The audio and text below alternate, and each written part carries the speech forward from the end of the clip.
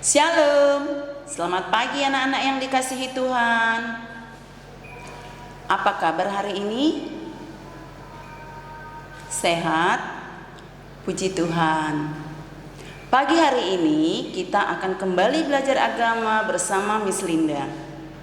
Sebelum kita memulai pelajaran kita akan bernyanyi dan berdoa, memuji, memuliakan Tuhan.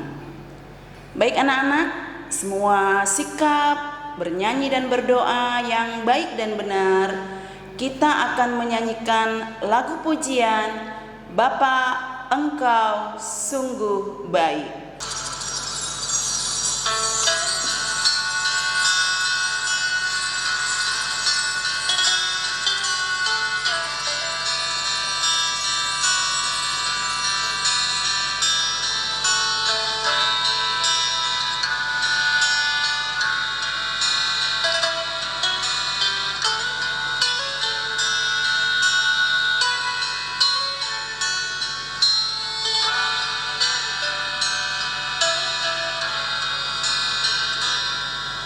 Bapa, Engkau sungguh baik, kasih-Mu melimpah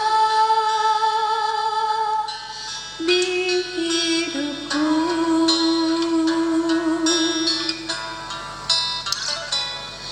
Bapa,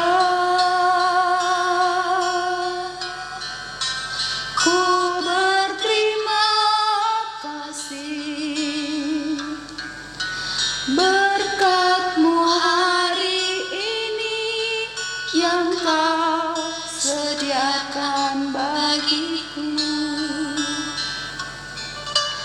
Ku naikkan syukurku buat hari yang Kau beri, tak habis-habisnya kasih dan rahmat-Mu,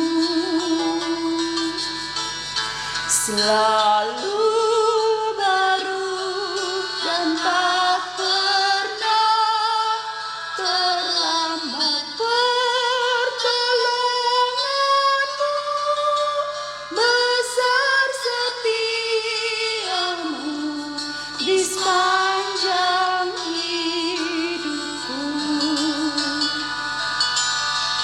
Sekali lagi ya.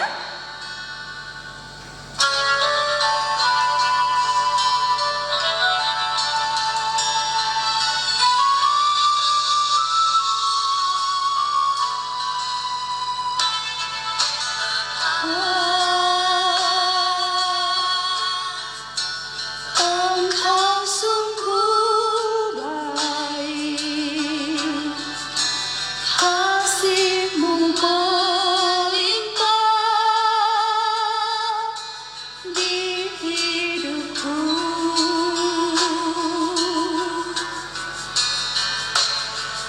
Bapa,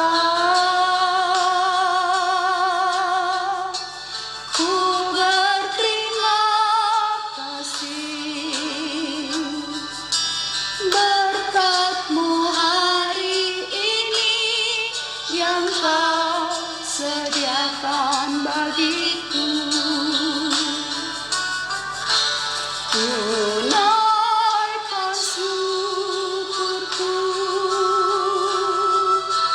buat hari yang Kau beri, tak habis-habisnya kasih dan rahmat-Mu,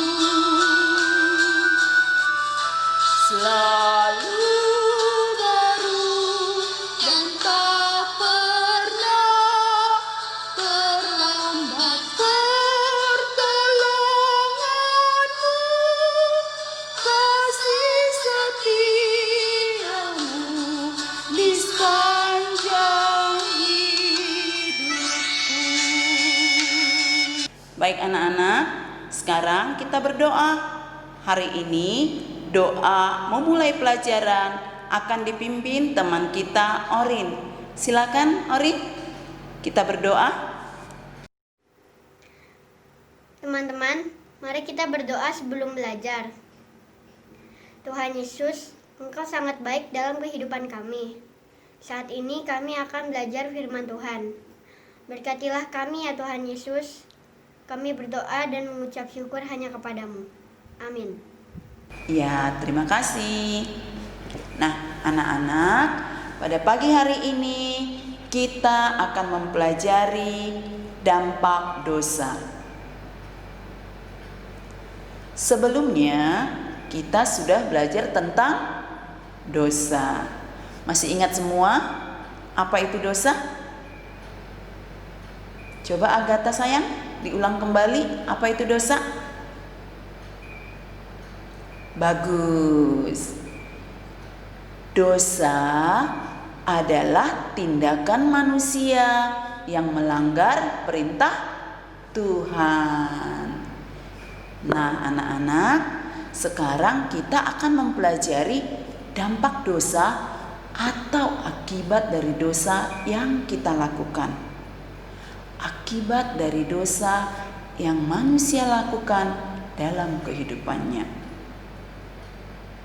Sebelum kita membahas lebih lanjut, coba anak-anak kita buka Alkitab kita dari kitab Roma pasal yang ke-6 ayat yang ke-23.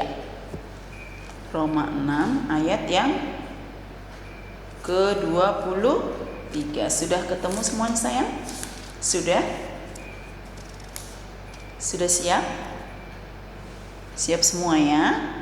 Kita baca bersama-sama. Roma 6 ayatnya yang ke-23. 1, 2, 3. Sebab upah dosa ialah maut, tetapi karunia Allah ialah hidup yang kekal dalam Kristus Yesus Tuhan kita. Sekali lagi ya sayang ya. 1, 2, 3. Sebab upah dosa ialah maut, tetapi karunia Allah ialah hidup yang kekal dalam Kristus Yesus Tuhan kita. Nah, tadi dikatakan di sana upah dosa adalah maut. Apa itu maut? Maut itu adalah semua hal-hal yang buruk dalam kehidupan manusia.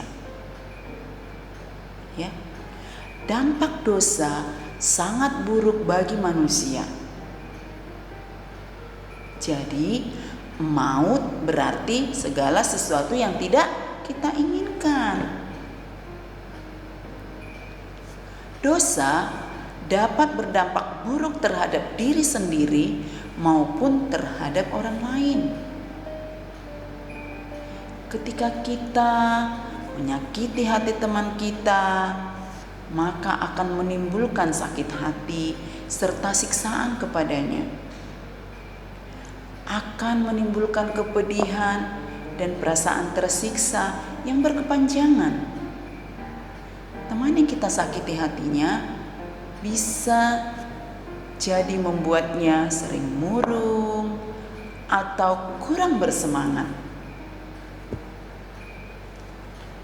Jadi dampak dosa terhadap orang lain itu sangat menyakiti, ya, sangat buruk buat kehidupan orang lain. Sedangkan dampaknya bagi diri kita sendiri, bagi kita yang melakukan dosa, apa?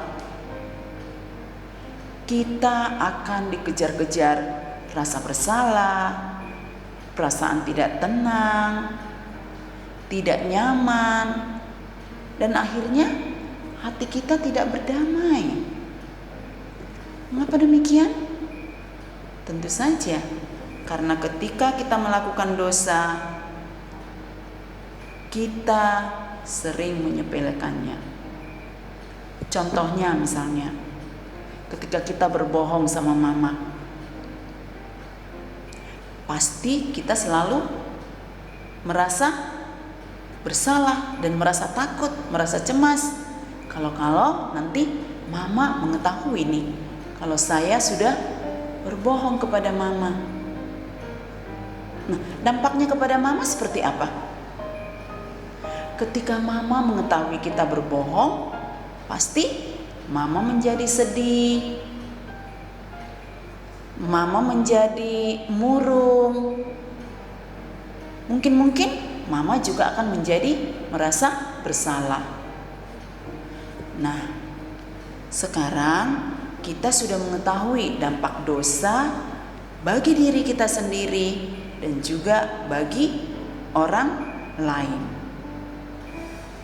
Nah, anak-anak, ketika kita berbuat dosa, kadang kita berpikir bahwa itu hanyalah masalah yang sepele, masalah kecil, sehingga kita merasa tidak perlu untuk meminta maaf atau untuk berkata jujur kepada orang yang sudah kita sakiti atau kepada orang yang kita lakukan dosa. Nah, anak-anak, ketika kita berbuat dosa, kadang kita berpikir bahwa itu hanya masalah sepele. Kita berpikir berbohong itu hanya dosa kecil, bukan persoalan besar. Jadi kita kadang-kadang memandang enteng terhadap dosa yang telah kita lakukan, dan kita mendiamkannya saja. Seperti itu kan kadang-kadang? Kita tidak mengakuinya dan bahkan kita tidak meminta maaf. Nah, anak-anak, jika kita berpikir seperti itu, kita salah. Karena Allah tidak membeda-bedakan dosa yang kita perbuat. Allah tidak memandang dosa kita itu kecil atau besar, tetapi Allah memandang dosa yang kita lakukan dengan serius. Masih ingat awal kejatuhan manusia ke dalam dosa? Ketika itu Hawa hanya memakan buah dari pohon yang berada di tengah-tengah taman. Tetapi bagi manusia mungkin itu pelanggaran kecil, tetapi Allah memandang hal itu serius. Dan saat itu Allah sangat sedih dan menjadi marah. Ya, jadi tidak ada dosa yang tersembunyi bagi Allah, baik itu kita anggap merupakan masalah kecil atau masalah besar. Tidak ada yang tersembunyi di hadapan Allah. Ya, kita harus mengakui dosa kita dan harus minta maaf kepada orang yang sudah kita sakiti, dan harus meminta maaf, mohon pengampunan kepada Tuhan, sehingga dosa tersebut tidak membuat kita selalu dalam ketakutan, kecemasan, kesedihan, bahkan tadi apa? Murung, tidak bersemangat, ya. Nah, anak-anak, supaya hubungan kita dengan Tuhan dan sesama menjadi baik, kita harus mengakui dosa kita. Kita harus jujur mengakui apapun dosa yang kita perbuat tersebut, sehingga kita tidak dibayang-bayangi oleh rasa bersalah dan hidup kita bisa menjadi tenang. Anak-anak, sekarang mari kita lihat kembali Alkitab kita. Kita buka 1 Yohanes 1 pasal 1 ayat 7 sampai ayat yang ke-9. Ya, kalau sudah, kita sama-sama membaca 1 Yohanes 1 ayatnya yang ke-7 sampai ke-9. 1, 2, 3. Tetapi jika kita hidup di dalam terang, maka sama seperti Dia ada di dalam terang, maka kita beroleh persekutuan seorang dengan yang lain. Dan darah Yesus, anaknya itu, menyucikan kita daripada segala dosa. Jika kita berkata bahwa kita tidak berdosa, maka kita menipu diri sendiri dan kebenaran tidak ada di dalam kita. Jika kita mengaku dosa kita, maka Ia adalah setia dan adil, sehingga Ia akan mengampuni segala dosa kita dan menyucikan kita dari segala kejahatan. Kita sudah mengetahui ya sayang ya, dosa-dosa kita hanya dapat dibersihkan oleh Yesus. Hanya Yesus anak Allah yang dapat membersihkan kita dari segala dosa. Nah, baik anak-anak, sekarang coba kita ingat kembali dampak dosa, akibat atau yang akan kita terima jika kita melakukan perbuatan dosa. Mari sama-sama coba kita ingat kembali awal kejatuhan manusia ke dalam dosa. Apa yang terjadi? Semuanya sudah ingat ya. Minggu lalu kita juga sudah mengulang apa yang diterima Adam dan Hawa serta ular, atau boleh dikatakan makhluk ciptaan Tuhan,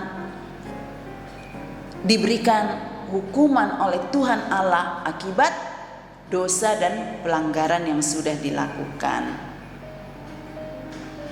Ada beberapa hal dampak dari dosa itu kepada kehidupan kita manusia. Coba dicatat ya. Catat. Yang pertama, merusak hubungan Allah dengan manusia.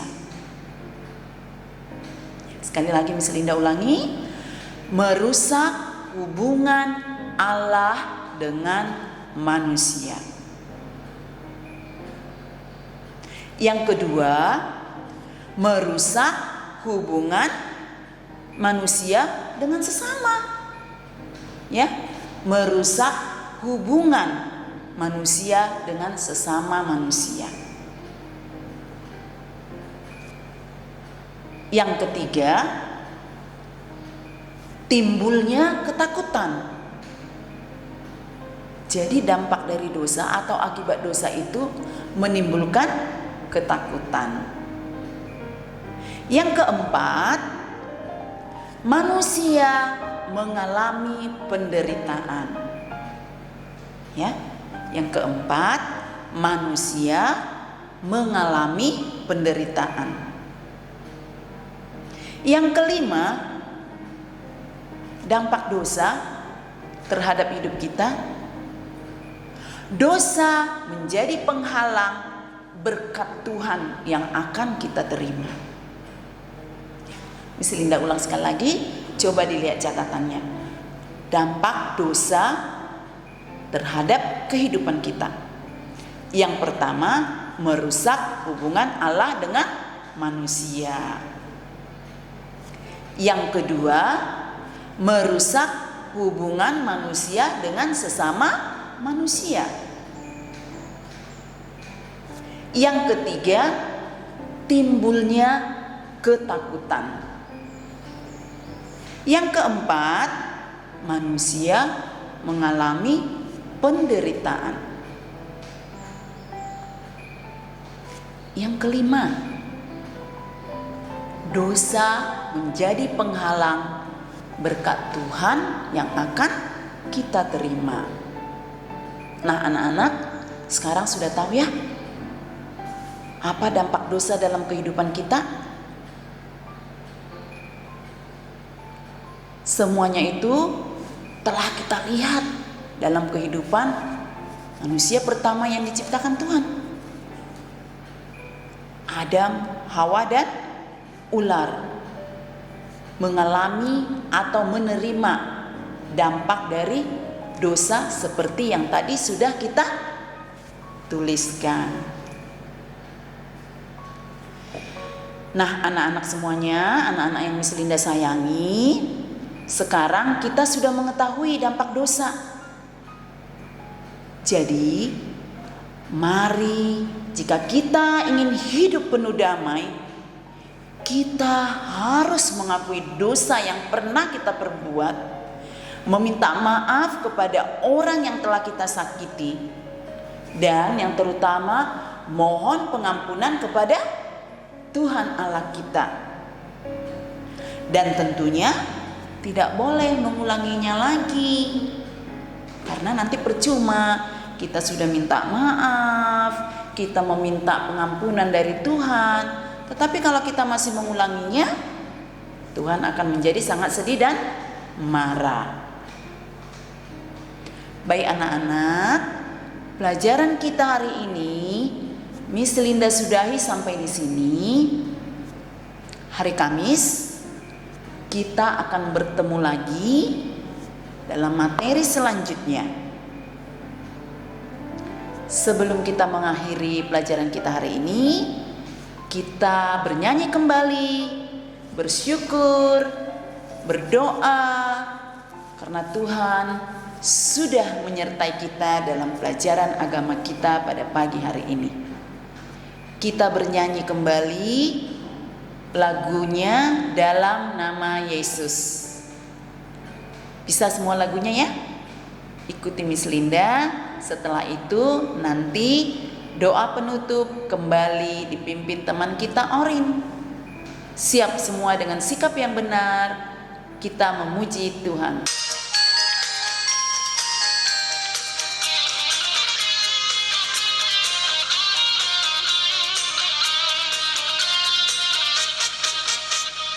Dalam nama Yesus, dalam nama Yesus ada kemenangan. Dalam nama Yesus, dalam nama Yesus iblis dikalahkan. Dalam nama Tuhan Yesus siapa dapat melawan? Dalam nama Tuhan Yesus ada kemenangan. Dalam nama Yesus, dalam nama Yesus ada kemenangan.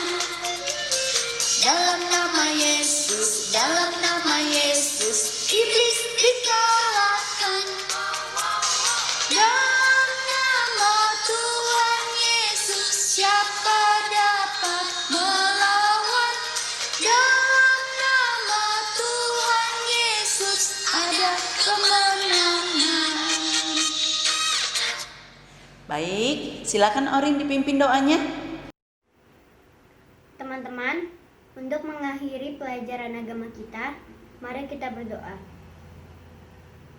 Allah pengasih, kami mengaku bahwa kami adalah anak-anak yang masih sering melanggar perintah-Mu. Sinarilah hati dan pikiran kami selalu dituntun ke arah yang benar. Dalam nama Tuhan Yesus kami memohon. Amin. Ya, terima kasih Orin. Untuk teman-teman yang lain, nanti jadwalnya Miss Linda bagikan untuk bertugas minggu depan.